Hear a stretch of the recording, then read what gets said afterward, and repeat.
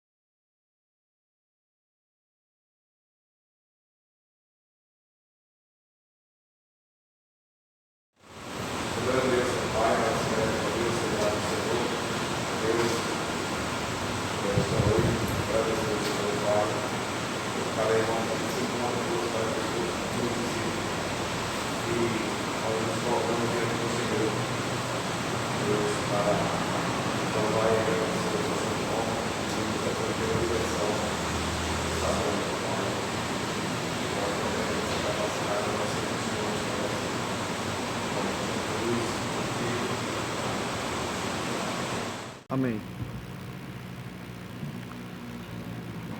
Convido os amados irmãos a abrir sua Bíblia em Salmo 139.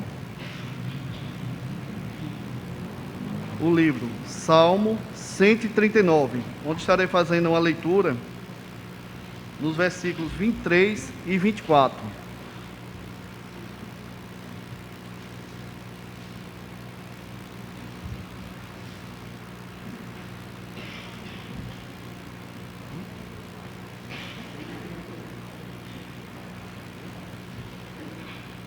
Assim diz a palavra do Senhor: sonda-me, ó Deus, e conhece o meu coração. Prova-me e conhece os meus pensamentos. Vê se há em mim algum caminho mau e guia-me pelo caminho eterno. Amém. Os irmãos podem sentar.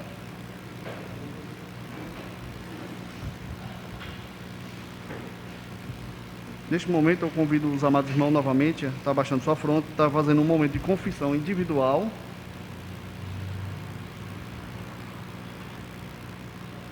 Pai Santo, Pai querido, obrigado, Senhor, por este dia que Tu nos deste, este dia de louvor e adoração ao Teu nome, Pai. Somos imensamente gratos por tudo que o Senhor faz, sem nem termos nada a ter feito para Te merecer, Pai. Somos, Pai, pedimos, Senhor, perdão pelas falhas, os erros que tivemos, Pai, pois Suas misericórdias renovam a cada manhã. Tenha misericórdia de cada um de nós, Pai, pois sabemos que o Senhor é santo e digno de todo louvor e toda honra. Pai, Te peço perdão também, Pai, pelos pecados, não só meu, mas dos demais irmãos. Pai, tenha misericórdia de cada um de nós. Esteja, Pai, tendo livre perdão, Pai, por cada um de nós. Esteja nos abençoando neste dia. Nos livras do mal, Pai, em nome do Teu Filho, Jesus Cristo. Amém. Convido a amada igreja a ficar em pé para a recitação do tema.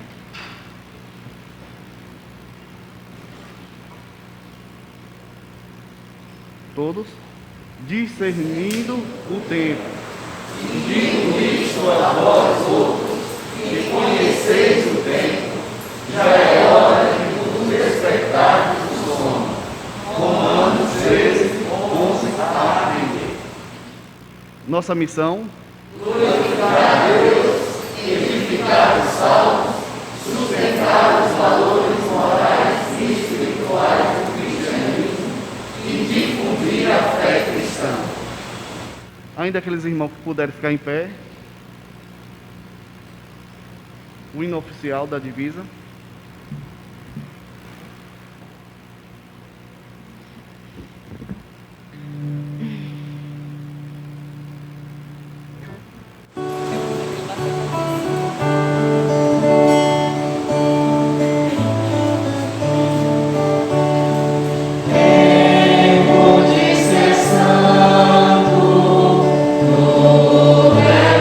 Tomar,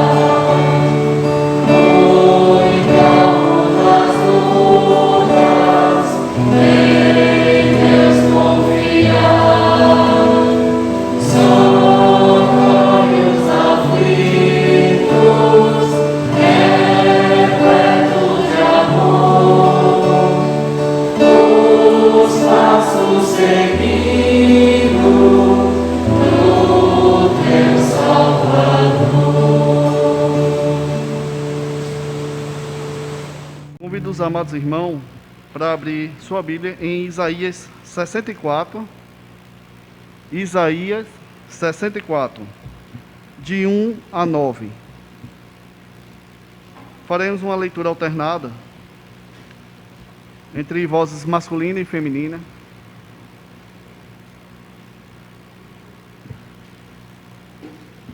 Isaías 64, de 1 a 9.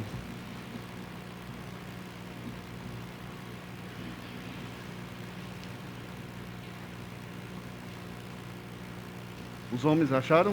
Vamos? Vamos? Ó, se pendesse os céus e descesse, se os montes tremessem na tua presença. Como quando o fogo inflama os gravetos, como quando para acender as águas, para fazeres notório o teu nome aos teus adversários, de sorte que as nações tremessem na tua presença. Quando fizestes coisas terríveis que não esperávamos, descestes e os montes tremeram a tua presença. Porque desde a antiguidade não se ouviu, nem com o ouvido se percebeu, nem com os olhos se viu Deus além de ti, que trabalha para aqueles que Deus espera. Saís ao encontro daquele que com alegria pratica a justiça, daqueles que se lembram de ti os teus caminhos. Eis que te tiraste porque pecamos, por muito tempo temos pecado, e havendo de ser salvos. Mas todos nós somos como um, e todas as nossas justiças como trapo da injustiça. Todos nós murchamos como a folha, e as nossas iniquidades como o vento da levada. Já ninguém acha que invoca o teu nome, que se desespera, que se detém, porque somos numerosos no povo e nos consome por causa da nossa iniquidade. Agora, ó Senhor, tu és nosso Pai, nós somos o barro, e tu o nosso oleiro, e todos nós, obra das tuas mãos. Não te enfureças tanto, ó Senhor, nem perpetuamente te lembres da nossa iniquidade. Olha, pois, nós te pedimos, todos nós somos o teu povo. Amém. A igreja pode sentar.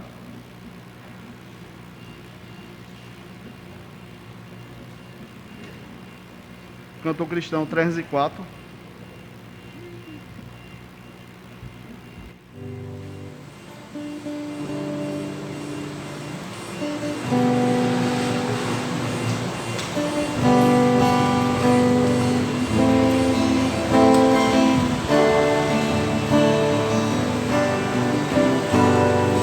Sem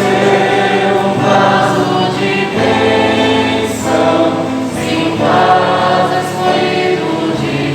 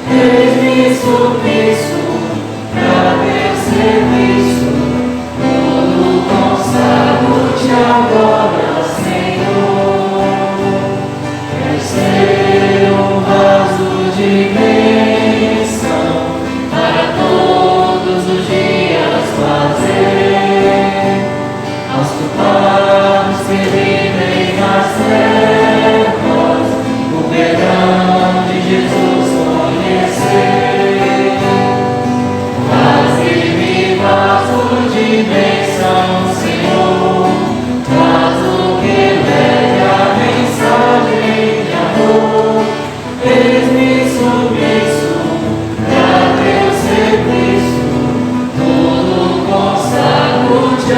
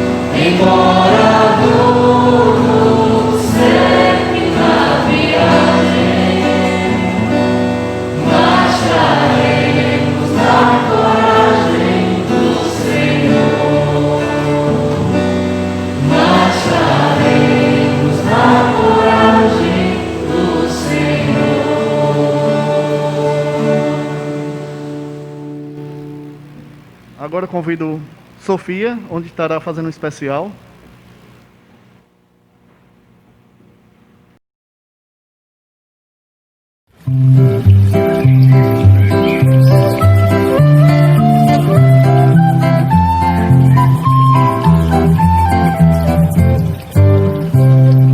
Deus me fez de tudo que no mundo posso ver. Pra sua glória Ele me fez e fez você.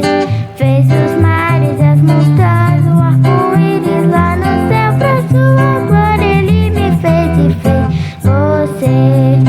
Deus fez a luz do sol e as estrelas a piscar. Fez a borboleta bela, meu jardim a enfeitar. Deus me fez de tudo que no mundo posso ver. Pra sua glória Ele me fez e fez você. O porco espinho fez, peixe do oceano azul. Fez o urso e o leão e o pula-pula canguru. Deus me fez de tudo que no mundo posso ver. Pra sua glória Ele me fez e fez você. Deus me fez de tudo que no mundo posso ver. Pra sua glória Ele me fez e fez você.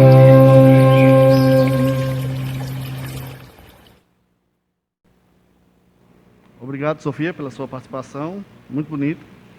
Agora eu convido o irmão Inácio, esteja fazendo uma oração de intercessão, intercedendo pela pregação.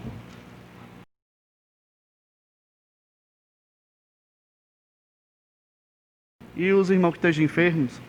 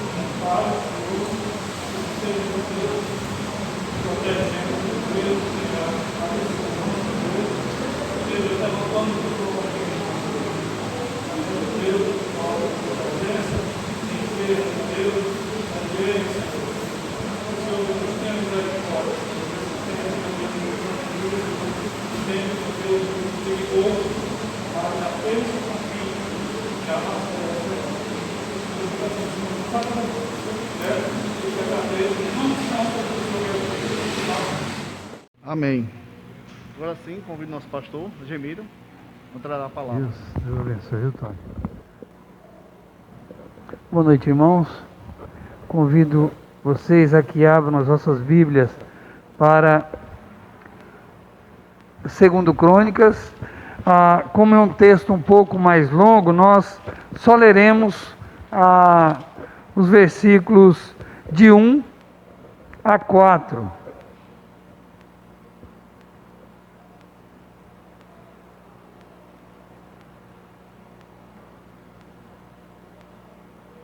Vamos ler até o 5, fazer aquela leitura alternada que nós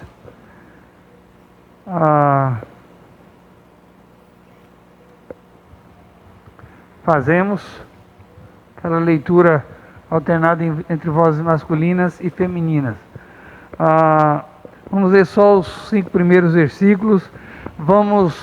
A nossa mensagem vai abordar todos esses versículos, mas vamos apenas ler a princípio esses 5 versículos.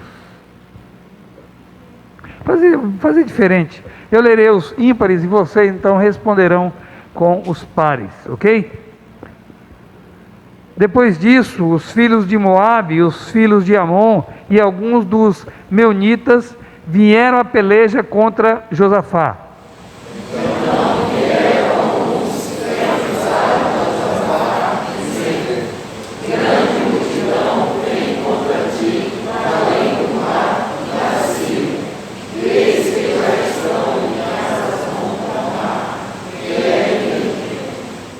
Então Josafá teve medo e se pôs a buscar ao Senhor e apregoou o jejum em todo Judá. Judá se congregou para pedir socorro ao Senhor. Também de todas as cidades de Judá veio gente para buscar ao Senhor. Pôs-se Josafá em pé na congregação de Judá e de Jerusalém, na casa do Senhor, diante do pátio novo. Só até aí. Vamos mais uma vez. O irmão Inácio já intercedeu pelo pregador, pela mensagem. Então vamos agradecer a Deus por esse privilégio que temos de estarmos reunidos para cultuar o nome dele. Senhor nosso Deus, nosso Pai, somos imensamente gratos a Deus pela tua bondade para conosco. Não temos palavras que cheguem a Deus, nem temos como enumerar as bênçãos, ó Deus, que tem derramado graciosamente sobre nossas vidas. Assim, ó Pai, nos limitamos a te agradecer, ó Deus, entendendo que, ó Deus, somos privilegiados. Dentre as muitas bênçãos que poderíamos mencionar, está a nossa salvação eterna. Está, ó Deus, esse ânimo renovado de buscar a tua face, de congregar, de, ó Deus, louvar e bendizer o teu santo nome e aprender com a tua palavra. Obrigado por esse privilégio, ó Pai, porque isso também é bênção do Senhor que chega a cada um de nós. Obrigado por esse tempo, obrigado por essa atmosfera de louvor, por essa atmosfera que é um prenúncio do céu. Nós só temos que te agradecer, te render graças e o fazemos em nome do Senhor Jesus. Amém. Podeis se assentar. Queridos, eu quero abordar o tema, a participação humana na solução de um problema. Eu quero pensar com vocês sobre esse tema, a participação humana na solução, na resolução de um problema. É o tema dessa mensagem nessa noite.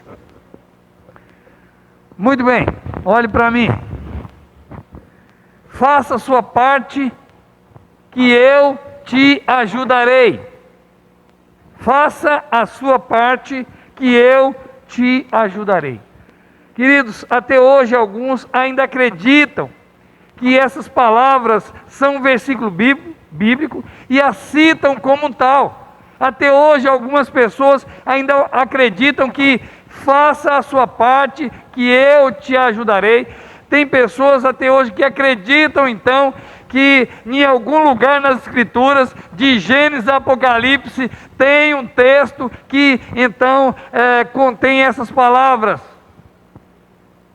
E muitas pessoas a citam como tal, como Escritura Sagrada, como Palavra de Deus, como parte integrante das Escrituras Sagradas. Eu acredito que todos que aqui estão sabem muito bem que isso não é verdade. Sabem, eu creio que todos que aqui estão, sabem que essas palavras não são nenhum versículo bíblico.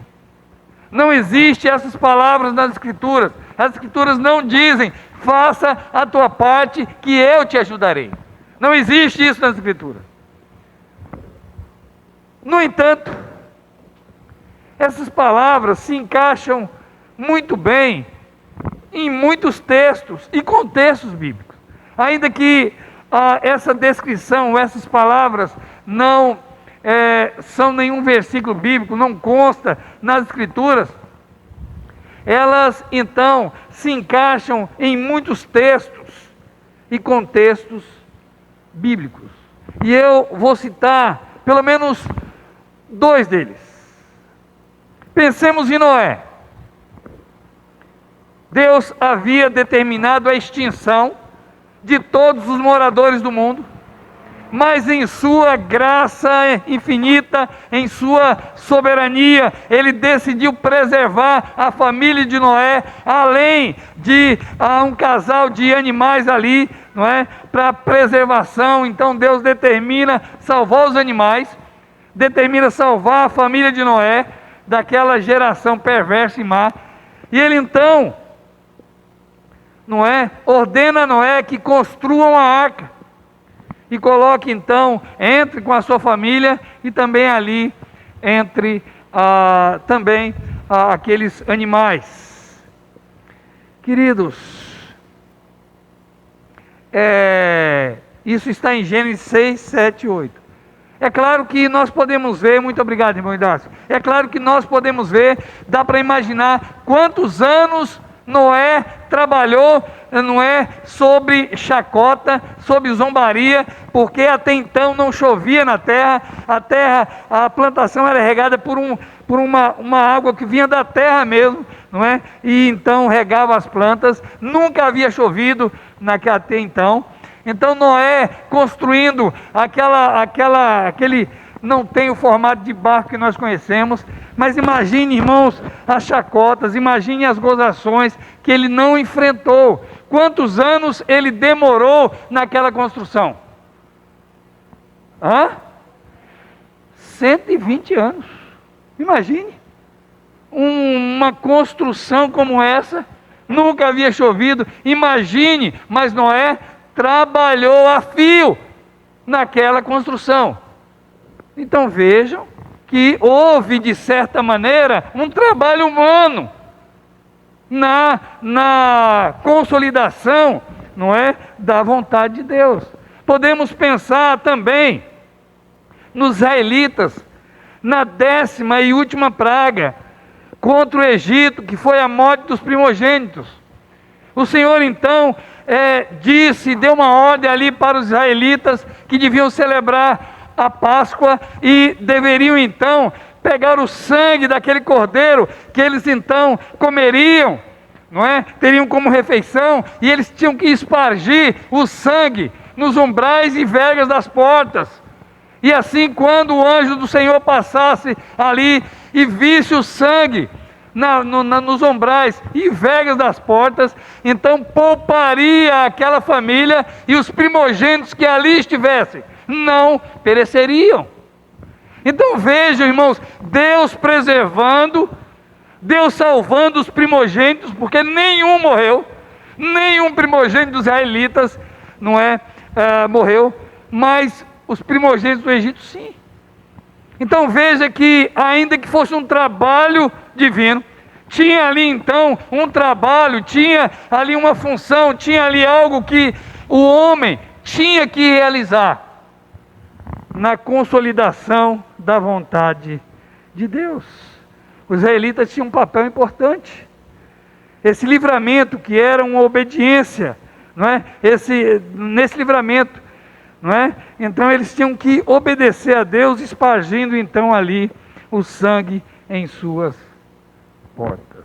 Queridos, devemos orar. Preste atenção nesse pensamento. Devemos orar com tanto vigor, como se tudo dependesse de Deus, e trabalhar com tanta dedicação, como se tudo dependesse de nosso esforço. Quem disse isso foi Martinho Lutero. Quer dizer, orar, nós devemos orar com tanto vigor, como se tudo dependesse de Deus, mas precisamos trabalhar com tanta dedicação, como se tudo dependesse de nossos esforços. Amados, aquele que abandona o caminho do dever, entra no caminho do delito. E pensando em tudo isso, podemos dizer que, por um lado, essa narrativa nos mostra, não é, o empenho de Josafá e seus liderados para se verem livres, não é, desse exército confederado de moabitas, amonitas e alguns neutitas que vinham contra ele. Então nós vemos ali algumas ações. Então nós vemos tanto trabalho ali de Josafá e dos seus liderados, não é?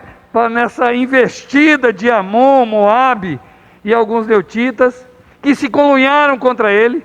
E por outro lado, vemos Josafá ouvindo do Senhor algo, irmãos, algo inédito, ou se não inédito, mas algo diferente. E ele escuta do Senhor o seguinte: nesse encontro não tereis de pelejar, tomai posição e ficai parado, e vede o salvamento que o Senhor vos dará. Versículo 17, confirma aí, vê se não diz isso. Versículo 17, capítulo 20, versículo 17, confirma, vê se diz isso aí. Nesse encontro não tereis de pelejar, tomai posição e ficai parado, e vede o livramento que o Senhor vos dará. Está escrito aí? Ok. Assim, nessa narrativa nós encontramos tanto o empenho humano quanto então, ou tanto o trabalho humano quanto o trabalho divino. Queridos, é importante notar que no capítulo anterior, Josafá se torna alvo da ira de Deus. No capítulo 19, Josafá se torna alvo da ira de Deus pelo que aconteceu no capítulo 18. E o que aconteceu no capítulo 18? Josafá então faz uma aliança com Acabe. Josafá faz uma aliança com Acabe e Deus então pune, Deus então diz que vai punir Josafá por conta dessa aliança, por conta dessa aproximação não aprovada por Deus. E devido à aliança que ele fez com Acabe, isso está em 18, de 1 a 3. E depois disso, o Senhor julgou necessário adicionar algum fato importante que depunha a favor do seu servo, e usou esse cronista para isso, não é? Assim faz jus se referir a Josafá como alguém que enfrentou suas provas de maneira admirável. Queridos, com tudo isso em mente, eu quero pensar com vocês sobre essa ideia. Josafá fez sua parte para que essa grande vitória pudesse ser consolidada. Josafá fez sua parte para que essa vitória pudesse ser consolidada. Vamos ficar de pé e repetir um pouquinho, enquanto eu tomo um pouquinho de fôlego, porque estou com falta de ar. Irmãos, tem hora que é mais, a gente sente muito mais, não é? Muito ruim. Vamos lá? Josafá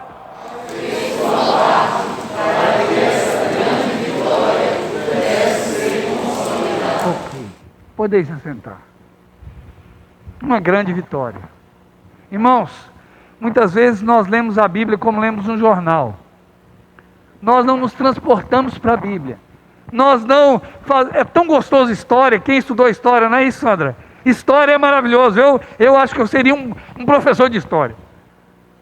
Eu amo história. E, irmãos, eu imagino quando eu leio, eu me transporto para lá. E é assim que você deve fazer, você deve imaginar, você deve buscar todas as informações possíveis daquele contexto, para que quando você estiver estudando, você se transporte para lá, e você se sinta naquele contexto, naquele ambiente. Irmãos, eu não estou aguentando.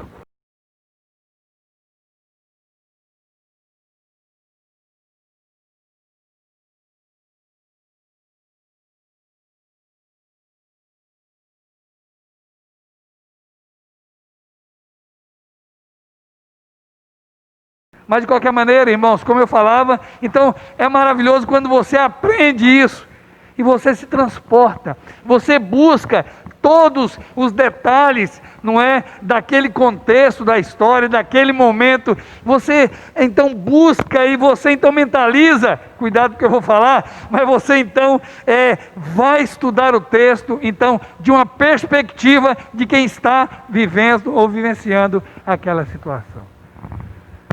Irmãos, era uma situação deveras difícil. Era uma multidão. Era um exército de moabitas, de amonitas. Lembrando que Amon e Moabe quem eram? Amon e Moabe nasceram daquela relação incestuosa. De quem? De Ló, das filhas de Ló, que coabitaram com seu pai. Então, essas duas nações eram nações que, por ter um parentesco com Israel, quando Israel então rumava para a terra proibida, Deus proibiu, não é? Apesar que eles foram não querendo deixar Israel passar pelo seu território, Deus proibiu Israel de lutar contra aquela nação, porque havia um parentesco ali entre eles, por conta de Ló. Mas aqui, irmãos, isso foi deixado de lado. Esse favor que Israel fez por obediência a Deus, esse favor não é levado em conta. Então ele se conlui aqui, é um conluio aqui de nações, não é, dessas duas nações, e de quebra ainda alguns neonitas se unem para ir contra Judá. A situação era muito difícil. Era uma situação, irmãos, uma situação onde Judá estava em grande aperto, em grande dificuldade. Não era uma situação muito fácil de resolver, como você pode pensar. Mas era uma situação deveras difícil. No entanto, Josafá fez sua parte para que essa grande vitória pudesse ser consolidada. Qual foi a parte de Josafá, a qual ele fez para que essa grande vitória, pudesse ser consolidada? E eu quero dizer que essa parte de Josafá pode ser vista em 3 ações. 3 ações, não é? Então, descreve então essa participação, essa parte de Josafá, não é? Para que essa vitória pudesse então ser consolidada. A primeira ação que faz parte então dessa parte, não é? Que compõe essa parte feita por Josafá, versículo 1 e 2, alguém lê para mim com muita atenção, com muita calma, não é? E bonito. Quem vai fazer a leitura se coloque de pé e lê de maneira bonita, com a voz tão doce como a Sofia acabou de louvar a Deus aqui. Então, bonito, alguém se coloque de pé e lê os versículos 1 e 2, onde nós vamos pegar a primeira ação que faz parte dessa parte. Versículos 1 e 2, presta atenção, Daniel, por favor. Depois disso, os filhos de Moabe e os filhos de Amon, como alguns dos meus filhos que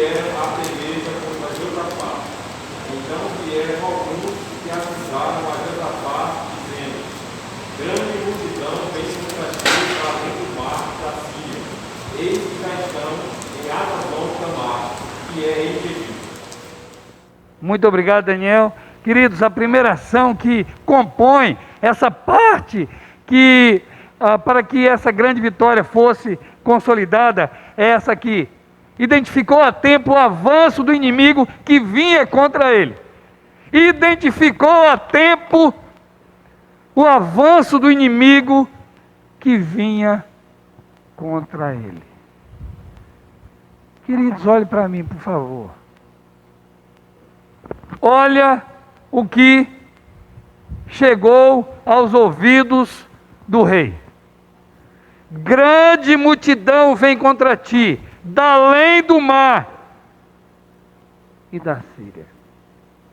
O exército inimigo que avançava rapidamente. Aqui há uma expressão de urgência.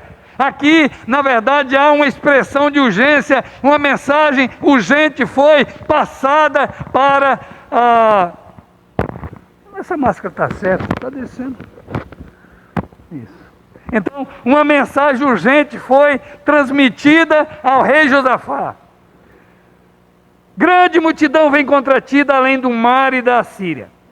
Queridos, o exército inimigo que avançava rapidamente foi detectado por guardas avançados em postos de vigilância.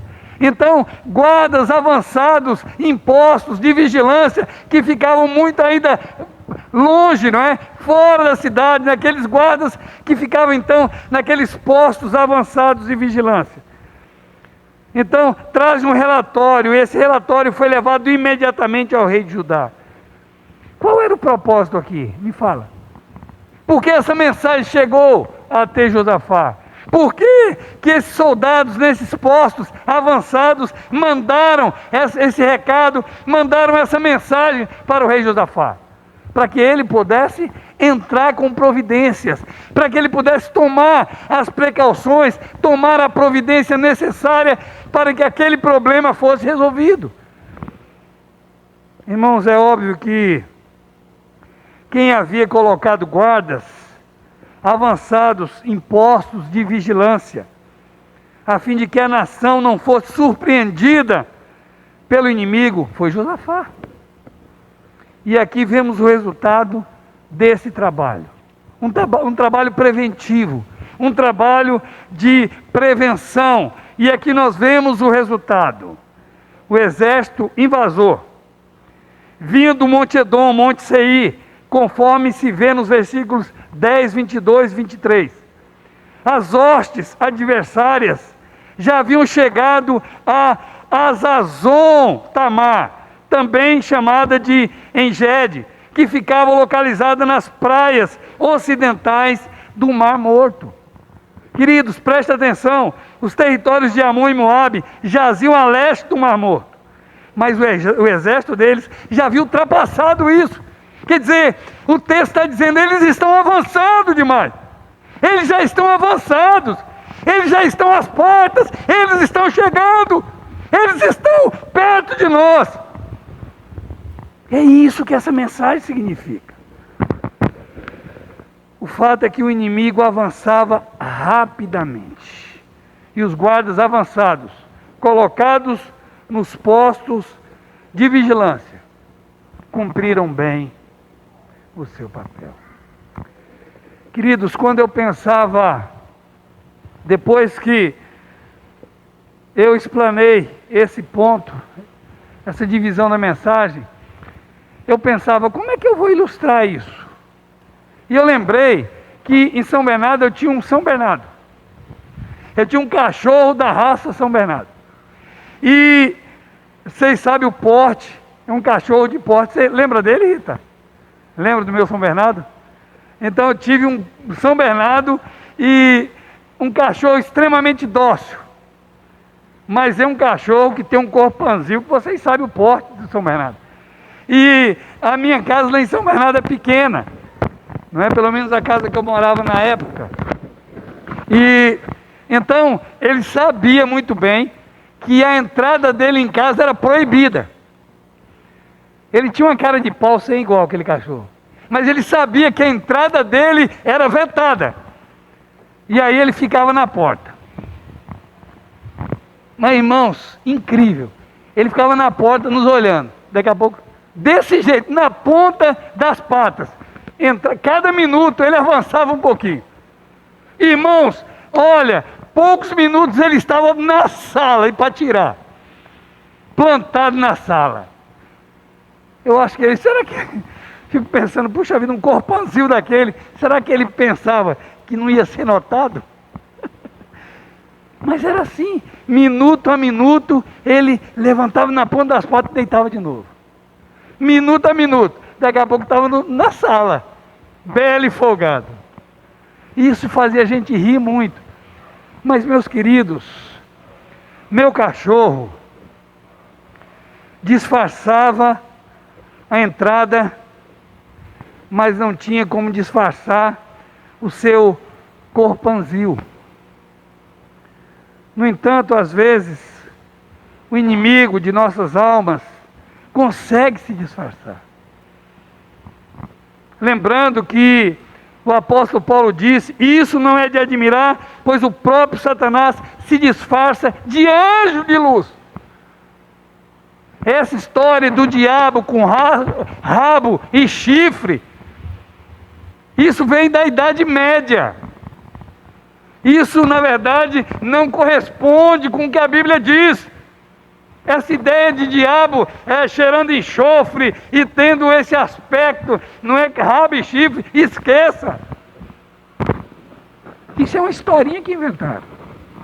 A Bíblia diz que ele se disfarça como um anjo de luz. E qual é o propósito? Enganar, dissimuladamente enganar. A estratégia usada lá no Éden, de engano, deu tão certo, o disfarce ali deu tão certo, que passou a ser uma das principais estratégias do nosso arqui-inimigo. Ele se disfarça as suas ações, disfarça as suas intenções, disfarça a sua presença. Geralmente age de maneira sorrateira. Alguém um dia me disse que Satanás falou para um sujeito, deixa eu entrar na sua vida. E a pessoa diz não, ele falou, então deixa eu só pôr a pontinha no meu nariz. E por muita insistência o camarada deixou, só que ele entrou de costa. Na verdade ele não quer só um espaçozinho. Na verdade ele não quer só uma área da tua vida. Na verdade ele quer a tua vida como um todo. Então ele age de maneira sorrateira, ele age de maneira rasteira, de maneira disfarçada, não é? Então, como algo inofensivo, não é? Vai pelas beiradas até alcançar os seus objetivos. Muito bem, Paulo disse que não ignoramos as suas maquinações. E ele disse isso, não é? Depois de dizer, para que Satanás não alcance vantagem sobre nós. Vantagem aqui, o texto grego, é como um corredor, não é? É alguém que leva vantagem, alguém que passa na frente, alguém que ganha terreno. E Paulo diz, olha, a fim de que Satanás não alcance vantagem sobre vocês, porque não ignoramos os seus ardis, as suas maquinações. Irmãos,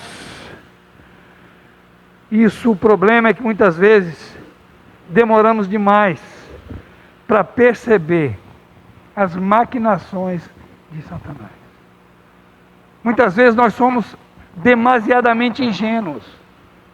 Muitas vezes nós somos demasiadamente ingênuos, ou tolos, melhor dizendo. E não detectamos as maquinações e as ações de Satanás.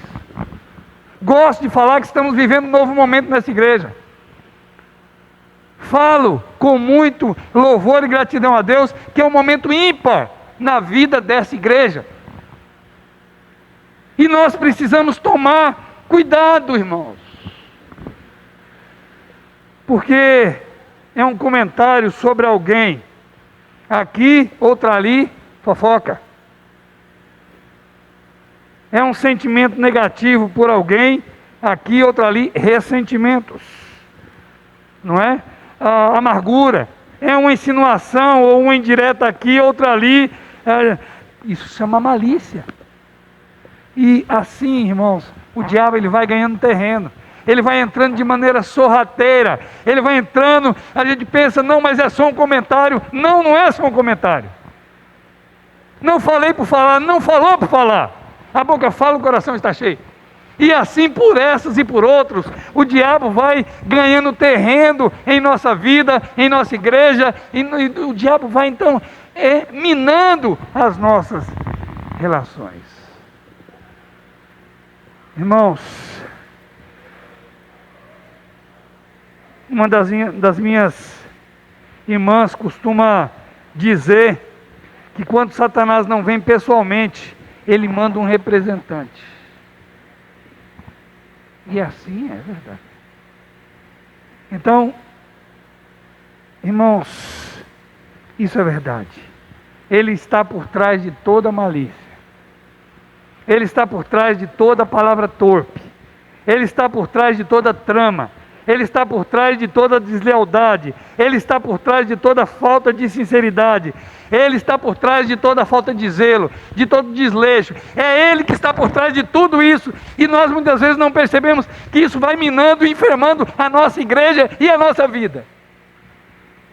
E nós precisamos fazer a nossa parte, identificando a tempo o avanço do inimigo contra nós, como Josafá fez. Irmãos, a Bíblia diz, ele quer ver o povo de Deus na pior. Você acha que o diabo quer o bem-estar de alguém? Você acha que o diabo quer, nosso arqui-inimigo, quer o bem-estar da igreja? Quer ver uma igreja feliz, uma igreja edificada, uma igreja solidificada, uma igreja temente a Deus, uma igreja que se desvia de mal? Você acha que Satanás quer isso para a igreja? É claro que não. Satanás quer uma igreja rendida. Satanás quer uma igreja fraca. Satanás quer uma igreja que não teme, não ama ao Senhor, uma igreja desleixada, uma igreja relaxada, uma igreja cheia de mazelas, uma igreja cheia de problemas mal resolvidos. É isso que Satanás quer. E é isso que ele luta. Irmãos, a Bíblia, Jesus Cristo diz aos seus discípulos, quando por 3 vezes ele encontra ali os seus discípulos dormindo, ele diz: vigiai e orai. O espírito está pronto, mas a carne é fraca. Nós ainda somos vulneráveis. Nós ainda estamos do lado de cada vida. Nós ainda somos vulneráveis ao ataque. Vai chegar uma hora onde a Bíblia diz: e o mal não existirá mais. Que todas as ciladas do diabo serão algo do passado. Vai chegar esse dia. Mas por enquanto, ainda somos alvo dessas tramas, desses ardis, dessas maquinações. E a Bíblia diz em Provérbios 27, 12: o prudente vê o mal e se esconde. O simples passa adiante e sofre as consequências. A palavra simples, você falou, André, que eu estou gordo, brincando, eu estou emagrecendo, a calça está caindo, que toda hora tem que levantar. Mas o fato, irmãos queridos, é que a palavra simples não é uma pessoa humilde. A palavra simples é uma pessoa imprudente. A palavra simples é uma pessoa, literalmente, aquele que deixa sua janela aberta, que não toma as precauções necessárias. Mas o prudente antevê o mal. Ele enxerga o mal e ele toma então as devidas precauções para que o mal não possa lhe alcançar. É isso que nós vemos aqui. Ele identificou a tempo o avanço do inimigo. Irmãos, é melhor prevenir do que? E às vezes nem remédio tem mais, né? Nem sempre podemos remediar. Nem sempre tem como remediar. Aqui, nós vemos então esse rei, ele identificando o inimigo a tempo, para que pudesse então tomar as devidas providências. Nós precisamos, irmãos, com a força, na comunhão do Senhor, pelo Senhor, através do Espírito Santo do Senhor, está detectando qualquer investida do diabo contra nós, contra a nossa família menor, contra a nossa família maior. Nós precisamos detectar e agir a tempo. Mas, queridos, outra ação que faz parte, então, dessa parte que de Josafá, nessa grande vitória, para que ela pudesse ser consolidada. Alguém lê os versículos de 3 a 13. Agora nós vamos ler.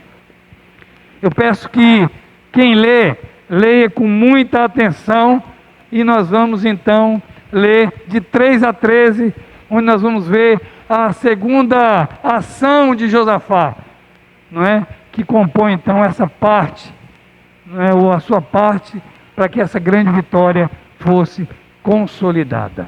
Por favor, irmãos, um após o outro, 23. 20, agora começa no versículo 3, vamos lá, alguém?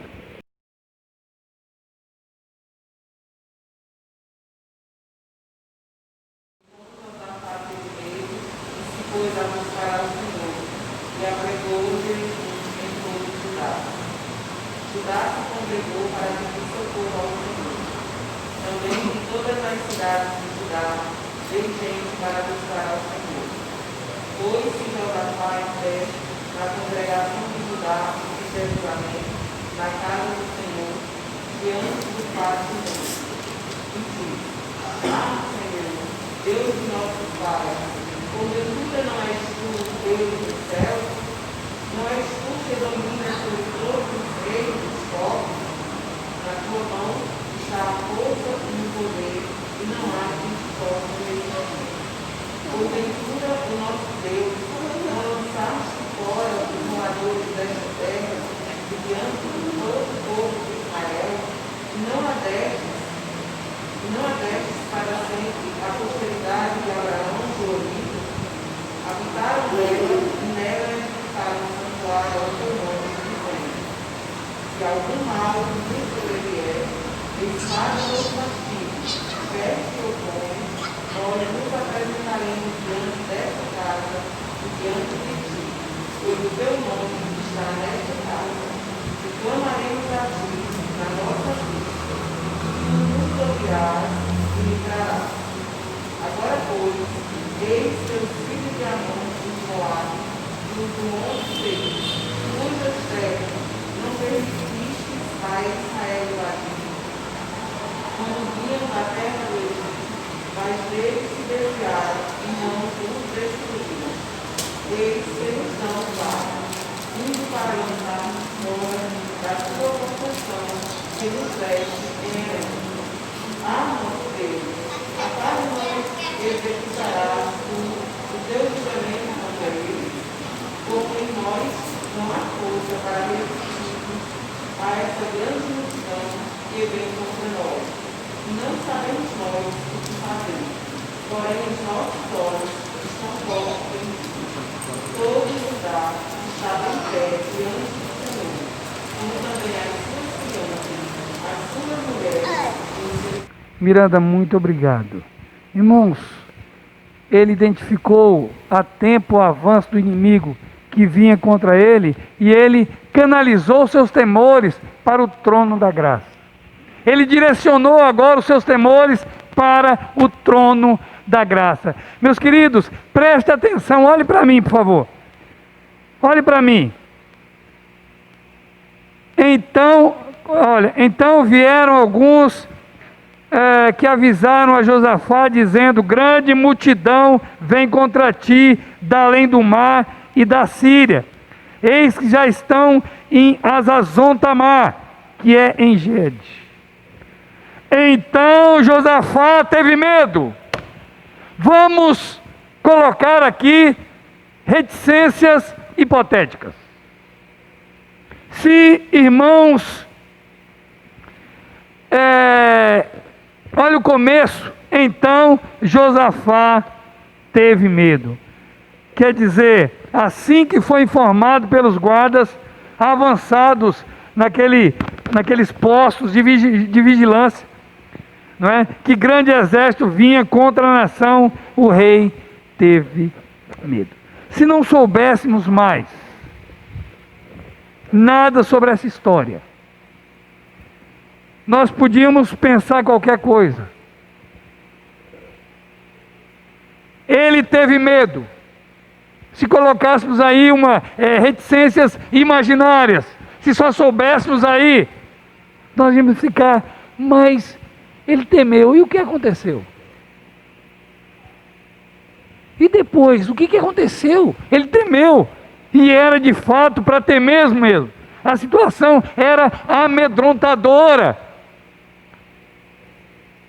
Mas, queridos, podemos até pensar, não é, que a situação ou a história terminaria de maneira trágica, pois o medo, quando conduzido ou canalizado de maneira errada, pode fazer estragos. O medo leva a pessoa à rendição covarde, à paralisação, entre outras coisas. No entanto, tiremos essas reticências, as reticências aí imaginárias, pois depois da palavra medo, diz o quê? Depois da palavra medo, o que está escrito aí? Pôs-se a buscar o Senhor. Pôs-se a buscar o Senhor. Ele não ficou, ele teve medo, mas ele canalizou, ele direcionou agora o seu medo para o trono da graça. E observe aí o que a Miranda leu. Ele incentivou Judá a se congregar e a pedir socorro ao Senhor. Versículo 4. Ele próprio foi à casa do Senhor. Versículo 5. Ele lembrou a soberania do Senhor. Versículo 6. Ele lembrou que eles sempre dependeram do Senhor. Foi o Senhor que lhes deu a terra. Eles sempre dependeram do Senhor. E tudo isso, quando ele está encaminhando, canalizando esse seu temor para o trono da graça, ele então relembra isso. Ele lembrou que eles sempre dependeram do Senhor. Versículo 7. Ele lembrou que Moisés era amigo do Senhor e como descendentes dele não deveriam ser derrotados pelo inimigo. Versículo 8 e 9. Ele pôde declarar sua inocência na questão. Ele diz: olha, a paga que ele nos deu. Eles estão vindo contra nós. Ele apela para a justiça divina. Judá estava em peso diante do Senhor. Versículo 13. O que podemos ver nesses versículos que a irmã Miranda leu é uma nação totalmente voltada para o trono da graça, depositando ali os seus temores. É isso que nós vemos. Uma nação totalmente, não só o rei, não só a nação, mas o povo como um todo, o rei e os seus liderados, totalmente voltados para o trono da graça de Deus. Martim Lutero sabiamente disse: quem quiser ser cristão, preste atenção, quem quiser ser cristão, que aprenda a abrir mão de toda a preocupação, de todo pensamento angustioso, e coloque-os nas costas de Deus, pois Ele tem ombros fortes e é bem capaz de carregá-los. Queridos, olhe para mim.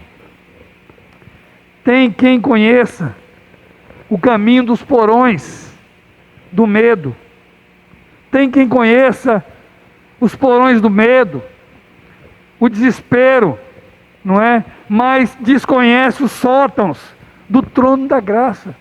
Tem aqueles que conhecem, não é, o caminho dos porões do medo, mas muitas vezes desconhecem então os sótãos do trono da graça. As dificuldades e os problemas quase sempre levam essa pessoa para baixo, como nós falamos hoje de manhã. Certa vez o profeta Jeremias estava encarcerado, e a palavra do Senhor que veio a ele pela segunda vez, sabe qual foi? Encarcerado. E a palavra do Senhor veio a ele pela segunda vez dizendo: clama a mim e responder-te-ei. Clama a mim e responder-te-ei, e anunciarei coisas grandes que você não sabe, que você desconhece.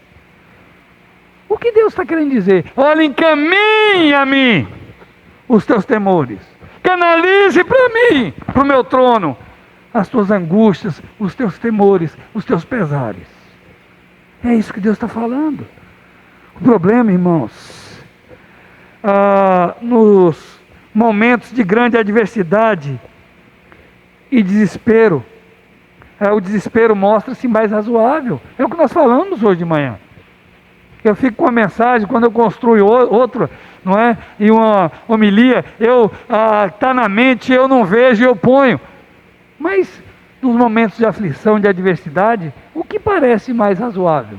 A angústia, o medo, o receio, o temor. Na verdade, isso parece mais razoável. Olha, não é errado você sentir medo. O problema é o tempo. Eu costumo dizer, irmãos, não podemos impedir que um passarinho faça caca na nossa cabeça, mas podemos impedir que ele faça ninho. Uma coisa é um passarinho sujeito à tua cabeça, outra coisa é ele fazer ninho na tua cabeça. Josafá temeu. Quem não temeria? Acontece que ele não ficou ali naquele temor. Ele agora muda de postura e ele clama a Deus, ele direciona, ele canaliza o seu louvor, o seu temor, ou os seus temores para o trono da graça de Deus. Irmãos, o problema é que muitas vezes não é só o temor, é o que nós fazemos a partir daí. Temer é normal. Temer é normal, é humano, você deve temer. Mas o problema é o que nós fazemos a partir daí. Quando os temores nos assaltam, o que nós fazemos a partir daí? E Josafá nos dá um exemplo aqui.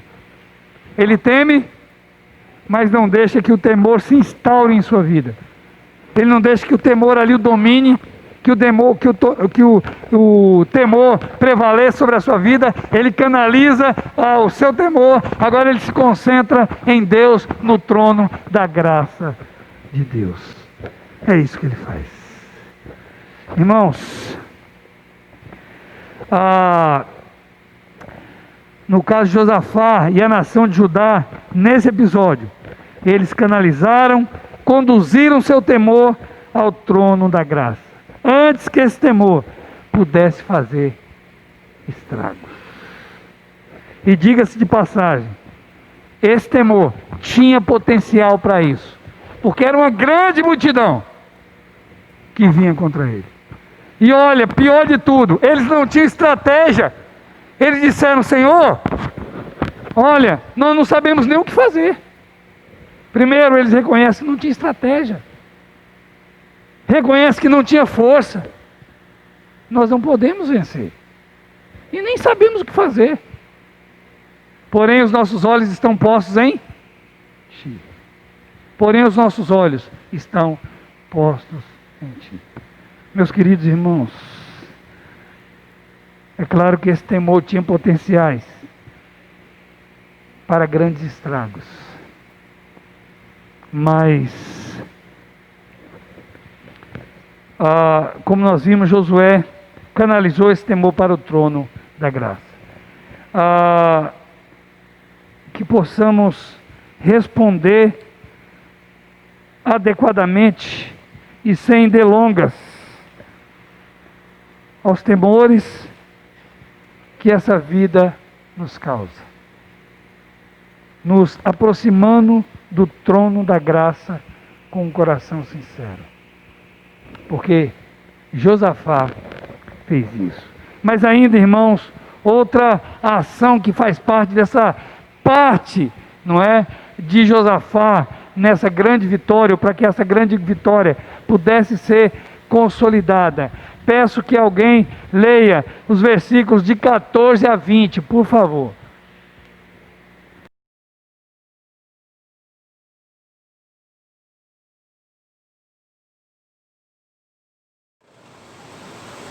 Então, o Espírito do Senhor veio na congregação sobre Jaziel, filho de Zacarias, filho de Benaia, filho de Jeiel, filho de Matanãs, levita dos filhos de Azar, e disse: dai ouvidos, todos os judaicos, vós, moradores de Jerusalém, tu, ó rei Josafá, ao que nos disse o Senhor, não temais, nem vos assusteis, de Deus. Amanhã descereis contra eles, eis que sobem pela ladeira de Cis, encontrá-los-eis no fim do vale, defronte do deserto de Jeruel. Neste encontro não tereis de pelejar, tomai posição, ficai parados e vede o salvamento que o Senhor vos dará, ó Judá e Jerusalém. Não temais, nem vos assusteis. Amanhã sai-lhes ao encontro, porque o Senhor é convosco. Então, Josafá se prostrou com o rosto em terra, e todos os Judá, os moradores de Jerusalém, também se prostraram perante o Senhor e o adoraram. Expuseram-se os levitas, os filhos dos coatitas e dos coreitas, para louvarem o Senhor, Deus de Israel, em voz alta, sobre maneira. Pela manhã cedo, se levantaram e saíram no deserto de Tecoa. Ao saírem eles, pôs-se Josafá no pé e disse: ouve, ó Judá, vós, moradores de Jerusalém, crede no Senhor vosso Deus, e estareis seguros, crede nos seus profetas, e prosperareis. Obrigado, Pedro. Queridos, com isso, outra ação que faz parte dessa parte feita por Josafá, para que essa grande vitória pudesse ser consolidada, ele acreditou na palavra de conforto e oração e orientação divina. Ele acreditou.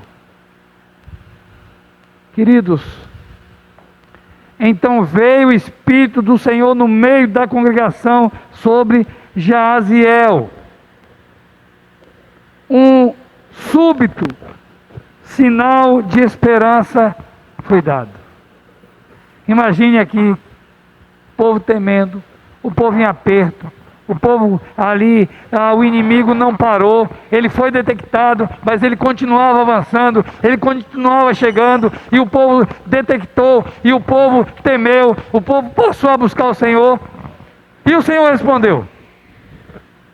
Um súbito sinal de esperança foi dado. O Espírito de Deus veio sobre o levita Jaziel. O cronista, ele mostra até, dá detalhes sobre a vida desse levita, a fim de dizer, ele foi um personagem real, realmente Deus falou com ele, realmente Deus falou com esse homem, realmente esse homem foi um personagem real. Yahvé não deixou que o inimigo consumisse Judá. Embora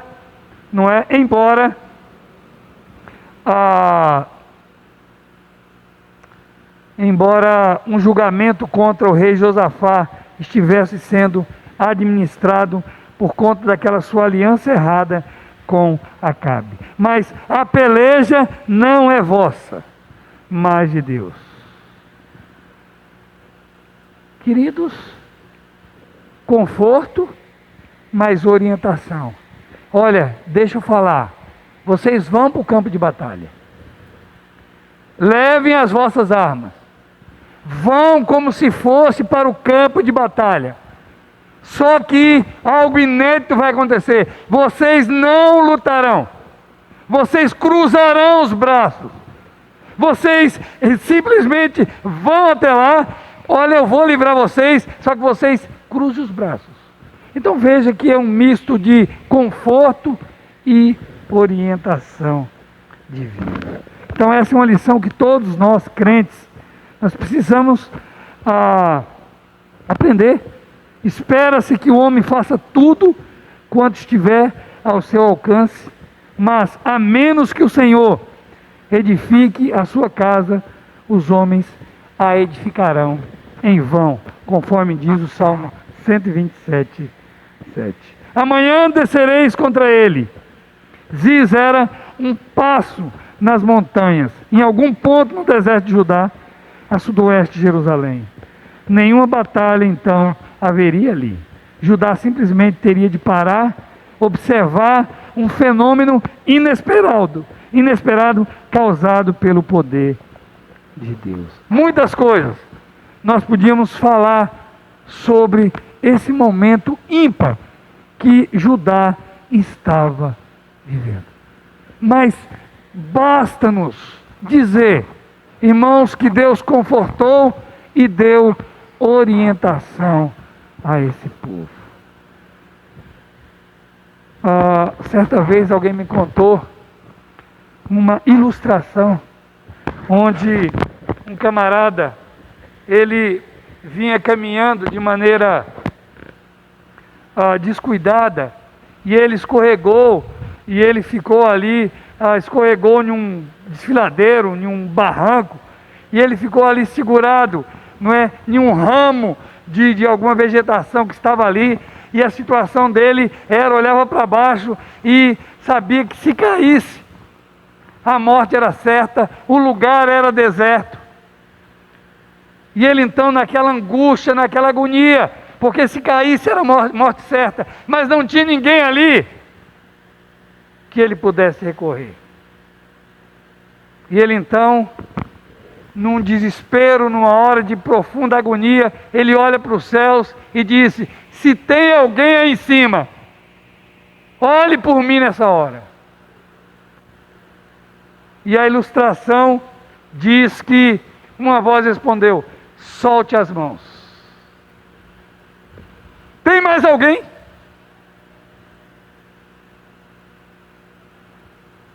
Irmãos, nós gostamos de ser consolados por Deus. Ser consolados por Deus é maravilhoso. Mas, irmãos, se coloque no lugar de Josafá e dessa nação. Deus consola aquele povo. Mas, irmãos, Deus diz: cruze os braços. Como é que é? Uma multidão vem contra mim?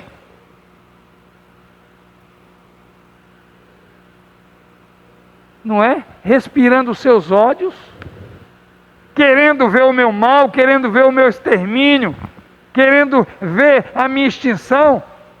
Que brincadeira é essa, Senhor? O que se pensa é: se eu vou para um campo de batalha, eu vou lutar, eu vou batalhar. Mas o Senhor diz: você vai, leve as armas, mas quando chegar lá, fique parado. Oh, irmãos, você lê essa narrativa com essa facilidade? Eu não leio. Quantas vezes a palavra de Deus nos parece absurda? Quantas vezes a palavra de Deus nos parece de mau gosto? Como é que é, Senhor? Como é que o Senhor me pede um negócio desse? Quantas vezes a palavra de Deus fere o nosso orgulho? Quantas vezes a palavra de Deus exige que desçamos do nosso pedestal de orgulho? Quantas vezes ela parece absurda, sem nexo? Sabe, irmãos, por experiência própria, escute o que eu vou dizer para vocês. Tem hora na vida, irmão Inácio, que Deus pede para nós só uma coisa: se tiver que chorar, chore em silêncio. Tem hora que Deus nos pede simplesmente isso: silêncio.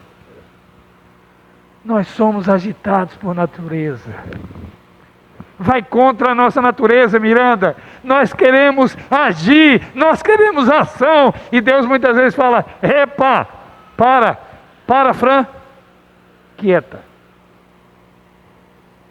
É hora de você esperar. É hora de você sossegar. Não é hora de você agir. Não é hora de você tomar qualquer atitude. É hora de você esperar em mim. Ah, irmãos, é muito difícil. É muito difícil esperar. Porque faz com que muitas vezes desçamos do nosso pedestal de orgulho. Obedecer a palavra de Deus não é tão simples assim. Porque, irmãos, fere, humilha o nosso velho homem. Muitas vezes é assim que Deus nos conforta. É assim que Deus nos orienta. Em muitos momentos, se você não já passou isso, a única coisa que Deus pede de você é silêncio. Chore sozinho. Cale a boca. Feche a boca. E espere. Esperei com paciência ou pacientemente no Senhor. Será que somos capazes? Enfiar pés pelas mãos, colocar carroça na frente de burro, faz mais o nosso tipo. Agora, quando Deus diz: vocês não vão lutar. Deus conforta, mas quando Deus pede algo de nós, não é? Que vai contra. Puxa vida, então quer dizer que eu vou esperar? Eu vou ter que esperar mais um ano? Vai. Mais um ano? Vai. Mas esse problema, eu vou ter que esperar mais quanto tempo? O tempo que Deus julgar necessário. Irmãos, eu tenho demandas ou eu tenho algumas questões que muitas vezes eu esqueço. Lembra uma vez que eu disse para vocês que eu estava tão ansioso, e eu ainda estou, eu luto contra isso, mas eu acho que eu estava pior, que eu estava andando na rua, eu estava tão ansioso, que eu estava andando na rua, e eu passei naquele coretozinho que fica ali no centro, não sei que lugar é aquele ali, não sei como é o nome daquele tem um coretozinho ali numa pracinha de Petrolina ali, e eu passei, irmãos, e eu estava tão angustiado que eu cheguei e tirei o relógio, e aí tinha esse flanelinho, eu falei: vem cá, toma. Aí ele: você está me dando, né? Procurando uma câmera para dizer: eu não estou roubando não. Eu falei: rapaz, vá em paz. Toma o relógio. Ele não entendeu nada. Mas eu estava insistindo em falar: Senhor, uma hora.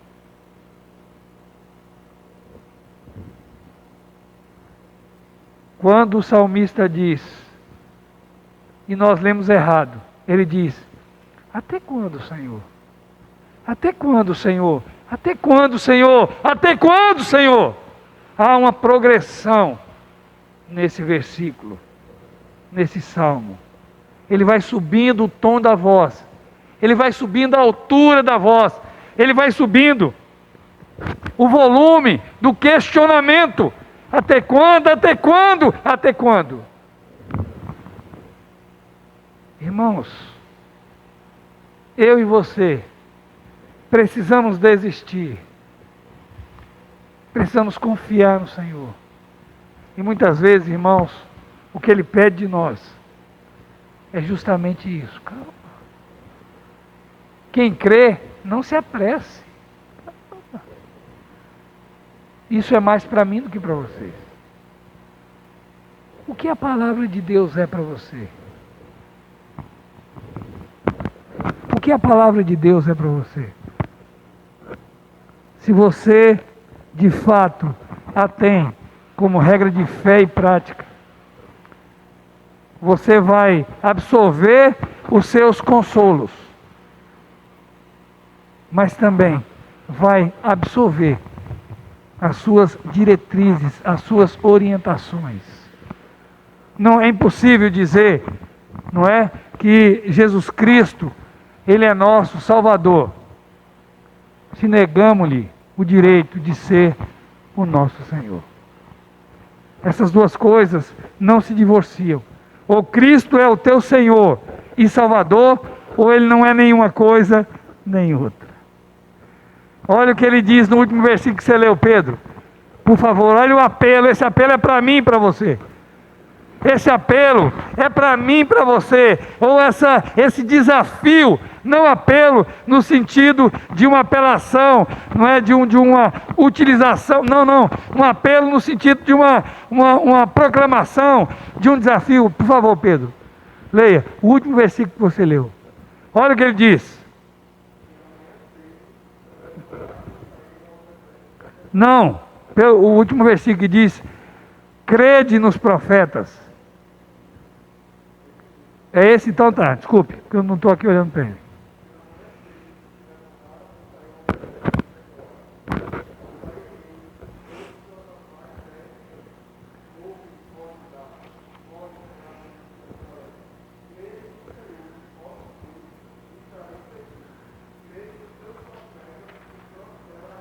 Isso, crede.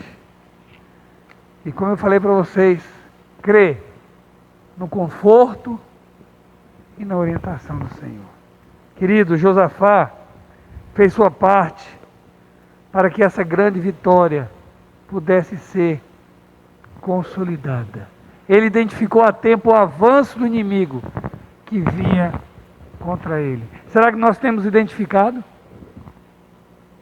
Será que nós entendemos quando Jesus disse que precisamos estar apercebidos, alertas? Quando Paulo disse que é um perigo de que o nosso inimigo possa então levar vantagem sobre nós, ele canalizou seus temores para o trono da graça. Não é errado temer. O errado é você então adotar isso, não é? Passar a acalentar isso na tua vida.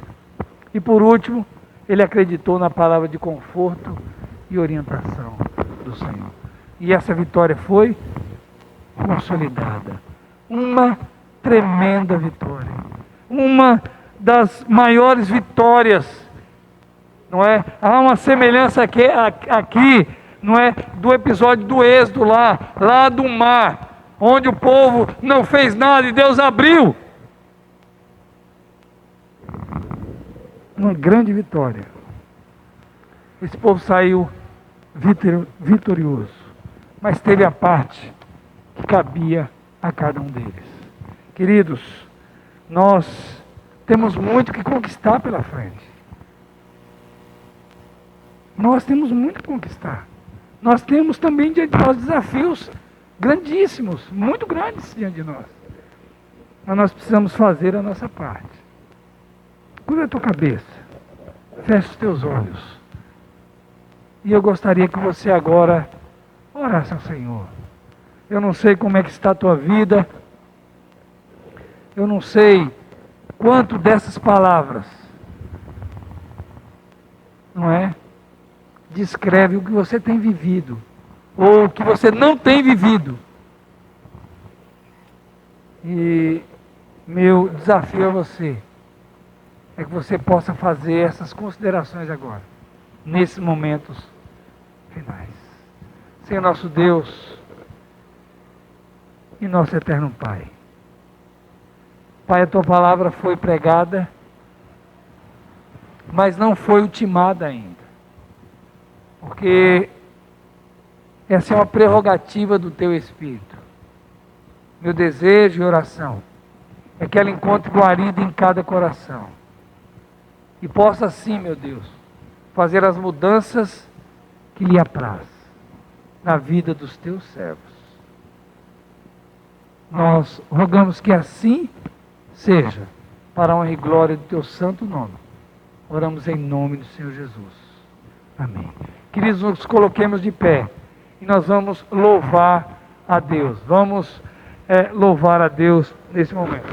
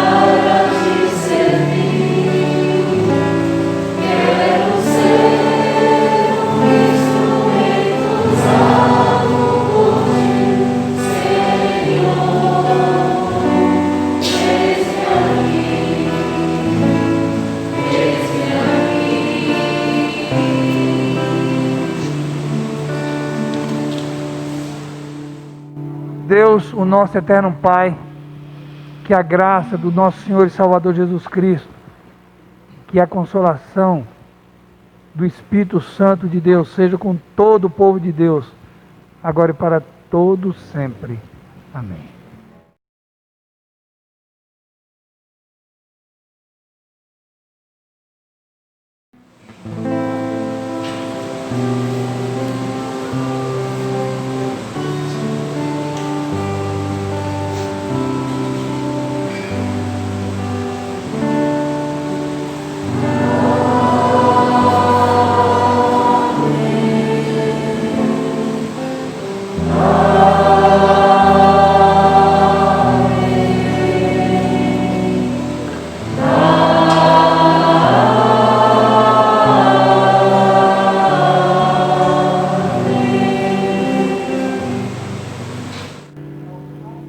Pós-lúdio instrumental, podeis sentar, nós estaremos orando silenciosamente e logo depois desse período estamos então finalizando esse trabalho. Que Deus vos abençoe.